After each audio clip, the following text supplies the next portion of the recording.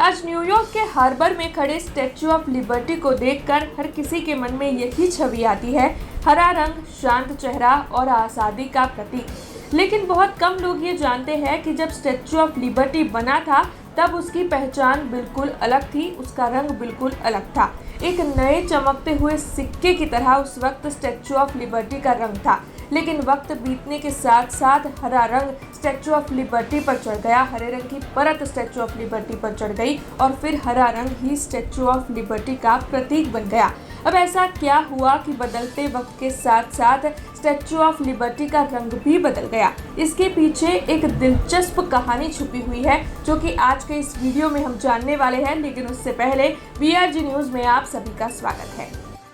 जब statue of liberty को 1886 में अमेरिका में स्थापित किया गया था तब इसका रंग आज से बिल्कुल अलग था। ये प्रतिमा तांबे की पतली चादरों से बनाई गई थी, इसलिए इसका रंग लाल, भूरा और चमकदार था। उस समय इसे देखने वाले लोग बताते थे कि ये धूप में चमकती हुई किसी नए तांबे के सिक्के जैसी लगती थी। फ्रांस से लाई गई इस प्रतिमा का ये रंग उस दौर में बेहद ही आकर्षक माना जाता था। लेकिन समय के साथ जब ये प्रतिमा खुले वातावरण में खड़ी रही तो हवा, नमी और मौसम का असर इस पर पड़ने लगा। तांबा जब हवा में मौजूद ऑक्सीजन, नमी और कार्बन डाइऑक्साइड के संपर्क में आता है तो एक प्राकृतिक रासायनिक प्रक्रिया शुरू होती है जिसे ऑक्सीकरण कहा जाता है। इसी प्रक्रिया के कारण तांबे की सतह पर धीरे धीरे हरे रंग की परत जमने लगी। इस हरे रंग की परत को पैटिना या वर्डिग्रिस कहा जाता है। ये कोई नुकसानदायक जंग नहीं होती है बल्कि एक तरीके की सुरक्षा परत होती है। पैटिना तांबे को आगे होने वाले गंभीर क्षरण से बचाती है।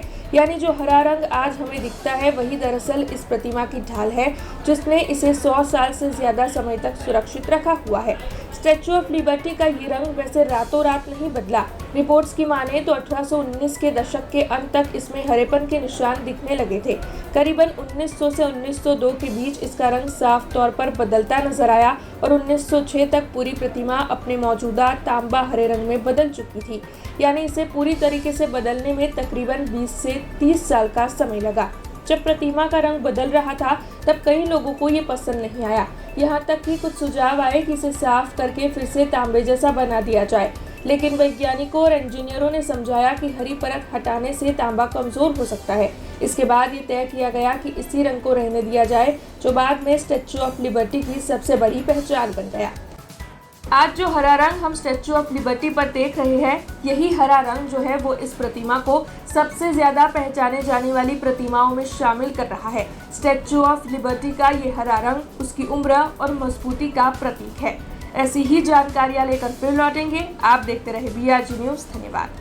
हमसे जुड़े रहने के लिए हमारे YouTube चैनल को सब्सक्राइब करें और नई वीडियो की नोटिफिकेशन के लिए बेल आइकॉन को दबाएं।